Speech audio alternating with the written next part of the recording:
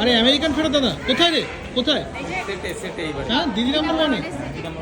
আরে আমেরিকান ফেরত দাদা কোথায় কোথায় কোথায় কোথায় কোথায়? সেটে যাবো এখন মেন সেটে। আরে অনেক টাইম পাবো।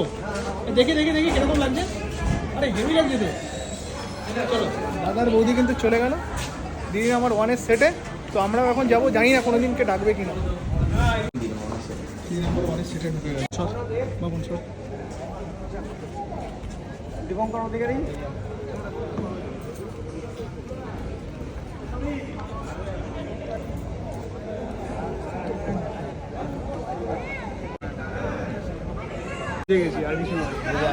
কেমন লাগলো? কেমন খেলা হলো?